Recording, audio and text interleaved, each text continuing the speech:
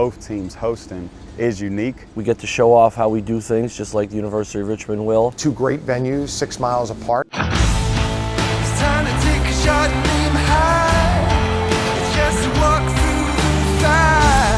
This is our moment. This is our moment. So don't give it up. This has been the most challenging season. I have never broadcast a game remotely. He was the one who convinced me to get into coaching. He was an unbelievable leader, maybe the best I've ever coached. Don't give it up. A10 and RVA, Rams and Spiders Unite. Sponsored by the Virginia Lottery, reminding you to play responsibly. Good evening, everyone, and welcome to this special presentation of CBS 6 Sports. I'm Sports Director Lane Casadante here at the Robins Center on the campus of the University of Richmond. And I'm Sean Robertson inside the Siegel Center, the home of the VCU Rams. Typically during this time of the year, you would find us in New York City, which has become the semi-regular home of the Atlantic 10 Men's Basketball Tournament. But Lane, the last year has been anything but typical. As we all remember, last year's tournament at the Barclays Center in Brooklyn was canceled after just the first day of games due to the COVID-19 pandemic. 12 months later, most of the A10 men's tournament will be decided right here in Richmond. In a unique first, both VCU and U of R are co-hosting this year's tournament, 2 courts, 14 teams working towards one title. In just a few minutes, we'll check back in with Sean across town, but first, a behind-the-scenes look at how the coronavirus forced the A10 to get creative and come up with a novel concept for this year's competition.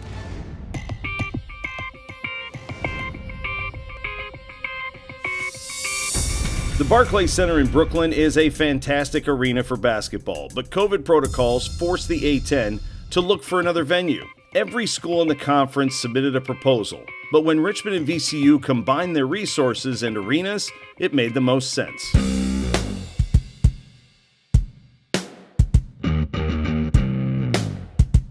All of a sudden, we realized, we could have co-host, which was not our intention, but we could have co-host, and that way we could alternate and play game 1, 3 at one building and game 2 and 4 at the other building. That would automatically build in this extra hour needed to sanitize all of the common areas, but yet we could be tipping our game times on time. So both the Siegel and Robins Centers would see plenty of action, making each school extremely proud to host the entire conference. I think it's great for the league. It's a smart decision to make, and so we could really, help the A10 be safe with protocols and the safety of our players. I think Richmond's a basketball town, a basketball city, and I think that's just another feather in the cap that we have 2 great venues 6 miles apart for high-level college basketball. Yeah, I think that's something to be very proud of. But the tournament still faced challenges. Every program in the A10 has had to pause, and to ensure as many tournament games as possible are played before Selection Sunday, the tournament was moved up 1 week to allow for any other pauses. Again, we don't independently in the league office. I don't just wave a wand and make a decision. The membership, discusses it, bets it, and then votes and decides to either make a change or not. And in this case, we felt like it was in the best interest of our league, quite frankly. It has not been easy. I think everyone will tell you. And I think the stresses on our student athletes are real, and our coaches. That's why we felt it was important to try to put the championship in as protected, controlled, and safe environment as we could. Now, I wish we had our fans. That'd be pretty cool. That'd be like those CAA days in the Coliseum.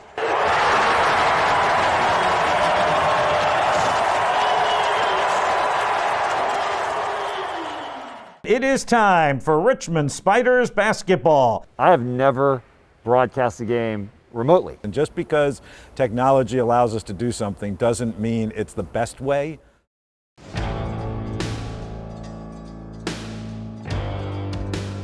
Being a Division I college basketball coach in the middle of a regular season is tough enough, but being the tactical and emotional leader of a group of young athletes during a pandemic, that has forced head coaches like Chris Mooney and Mike Rhodes to come up with completely new ways of leading their teams, supporting their universities, and protecting their families. It's 1A on our list every day, from testing, waiting for results of testing. How is the COVID results and the protocols going to affect our day, our next game, the next week? And you just had to, every day you just had to deal with it. And, as adults, and we're the coaches and administrators, we're going to figure it out. But for the young guys, and they just want to play basketball. This has been the most challenging season, probably for every coach. And this has been really challenging for us. Off of the heels of last year, everything being canceled abruptly. The best coaches feel is when they're around the players, and because they can see the effort and the energy at practice or the concentration at a film session, all those things feed off of each other.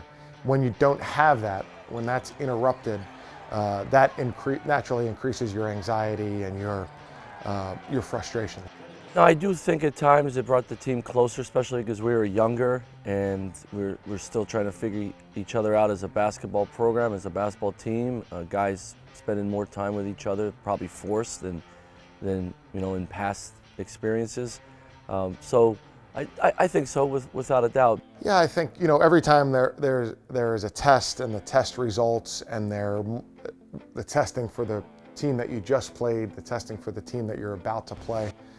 Watching the days go by when you don't get to play a game, those things they're anxious times, and they're really difficult to manage because there are no real answers.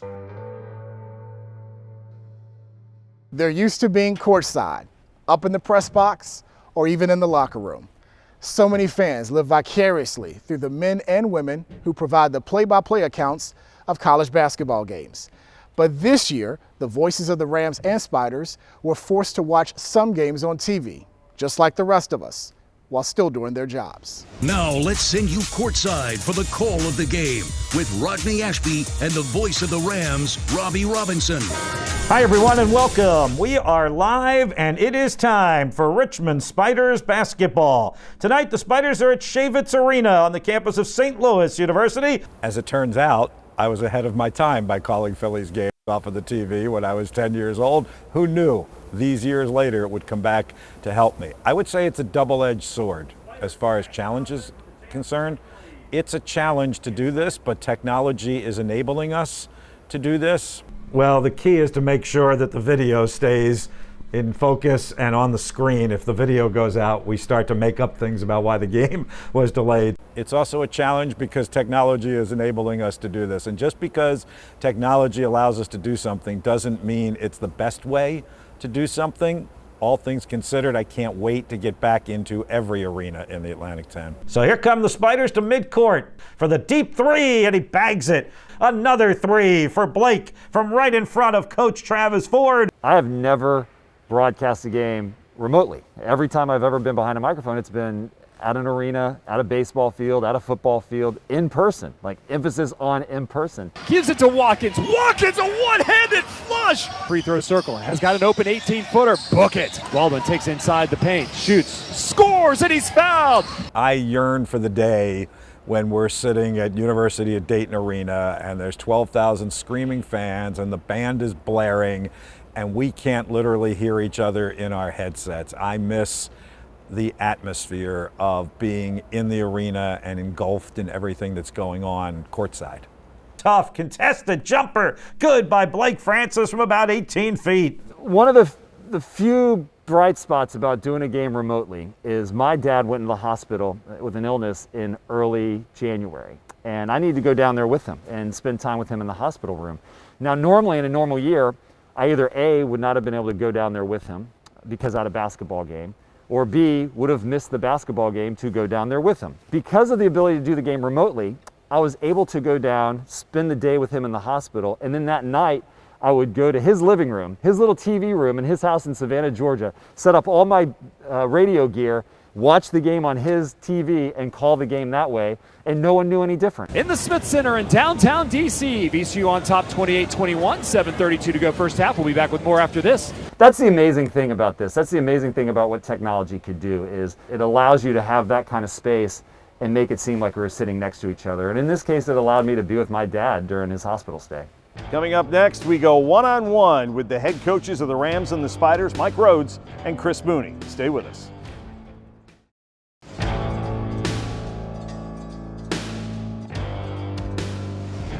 For the VCU Rams, this year's tournament could not have worked out any better. Not only did they clinch a double bye, but they have a true home court advantage. But head coach Mike Rhodes says they're not taking anything for granted.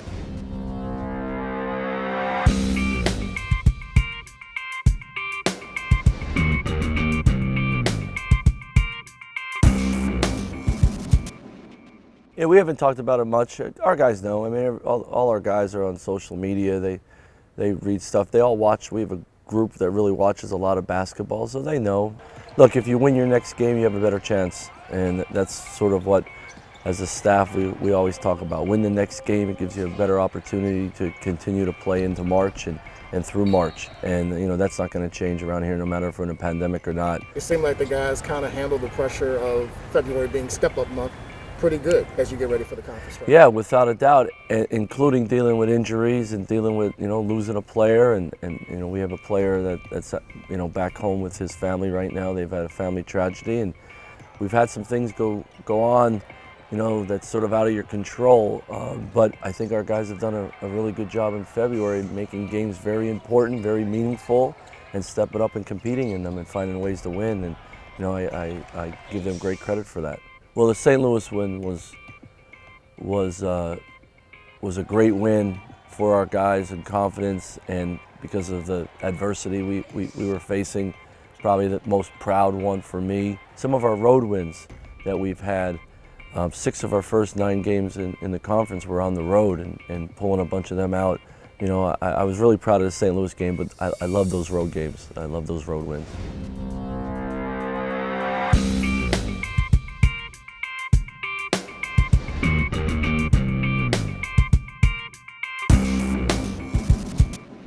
Things were looking pretty good for the Spiders heading into last year's A-10 tournament. They were the number 2 seed and had played just as well on the road as they did here at home. This year, they are just as good again, but they've taken a completely different path to get there. Well, I actually think we have a strong resume, mainly based on our quad 1 wins, quad 1 and 2 wins road record. Now, how much they're going to take all those traditional points into account, I'm not sure. Is a road win as valuable this year as it was in the past? That could probably be debated, but I do feel like for our games, the percentage of teams we've played that are in quad 1 and quad 2 and to have a good record is very, very compelling. Yeah, Kentucky was really big. They've turned out, they're doing better now, but just to win at Rupp Arena against Kentucky, and they have 2 guys projected to be first-round draft picks. That's a huge win. Loyola Chicago was a great win, and that was when we added and played. We flew to Vanderbilt and then went to Indianapolis and played 2 days later. So that turned out to be a great win. And, this year especially, all of them are. I mean, but those 2 really stand out in my mind. The strangest feeling is when we finish warm-ups and we go to do the introductions, and everybody has kept the same energy and music for the introductions and video, and then there's nobody there to really appreciate it live. So I wouldn't say I'm used to it yet, and I don't want to get used to it because I'm anxious to get things back to normal, where we have fans and the energy in the building is great again. If you didn't know they had been teammates for the past 4 years, you might not figure Jake Gilliard and Grant Golden to be as close as they are. The friendship between VCU's head coach Mike Rhodes and assistant Jamal Brunt almost didn't happen.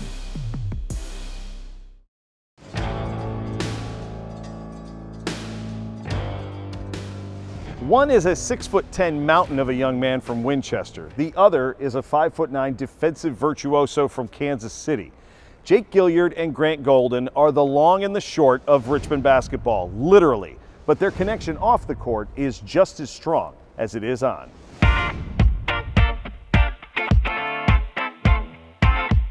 If you didn't know they had been teammates for the past 4 years, you might not figure Jake Gilliard and Grant Golden to be as close as they are.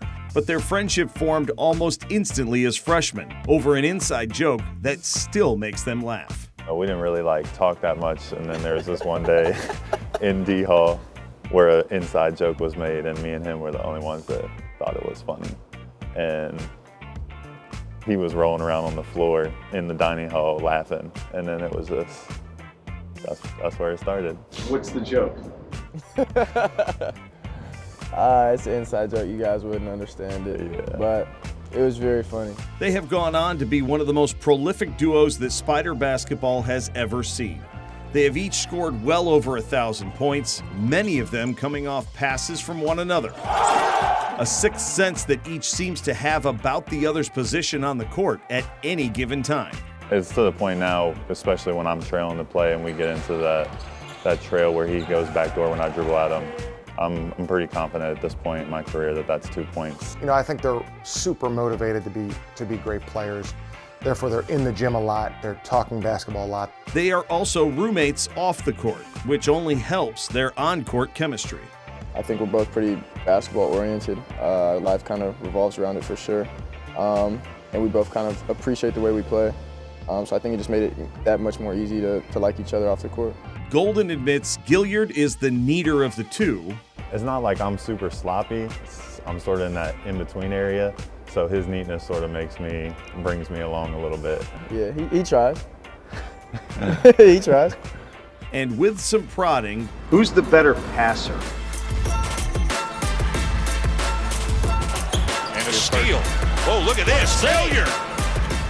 For a 6'10" guy, Grant's exceptional. Overall, probably Jacob's a little bit better passer. Like, we run so many back doors, and I was just like, I feel like he just throws them blindly, you know what I mean? Like, just has to get lucky. And then one day I was guarding it in practice, and it like, I knew it was coming, I couldn't get my hands on it. And I was like, all right, maybe you know a little something about passing, you know? He is a man who is very familiar with the inner workings of both the Rams and Spiders. Jamal Brunt spent a decade on the Richmond staff, but for the last 3 years, he's been an assistant right here at VCU. I would just say he's very trustworthy and loyal. One of your former players who you're close with, just wow. I mean, he's taken full advantage of life. The friendship between VCU's head coach Mike Rhodes and assistant Jamal Brunt almost didn't happen. I played at St. Francis Academy. We played at Archbishop Spalding. You know, this is the time before cell phones. The game was supposed to be played in the evening, but during the school day, we found out they moved the game ahead of time. So I got there late. I watched pretty much the second half, and his team lost. And when he came out of the locker room, how upset he was that his team lost. Right then and there, I was like, I need this kid on our team. After his standout career at Randolph-Macon, it was Rhodes that actually got Brunt into coaching. He has a way of working on you, you know, over the course of time. So it wasn't one thing. It would just be, you know, little words here and there. He was an unbelievable leader, maybe the best I've ever coached, one of the best I've ever coached. He got guys to do what they were supposed to do. The bond between them has spanned from Ashland here to the River City and didn't waver even when Brunt was an assistant at Richmond and Rhodes was on Shaka Smart's Rams staff. I don't think either of us fully understood the magnitude of the rivalry until you're in it. And so for us, it was just like, that's my old coach. Like, yeah, I want to beat these guys, but that's my old coach. Brunt has had success in the Atlantic 10 tournament, winning a conference championship with the Spiders in 2011, and hopes he can do the same with Rhodes this season at VCU. I have a memory of, you know, winning a championship with him as a player at Randolph-Macon, a tournament championship, and so to have it come full circle and have the opportunity to do that and do it in Richmond, it would be tremendous. All I know is win. All I know is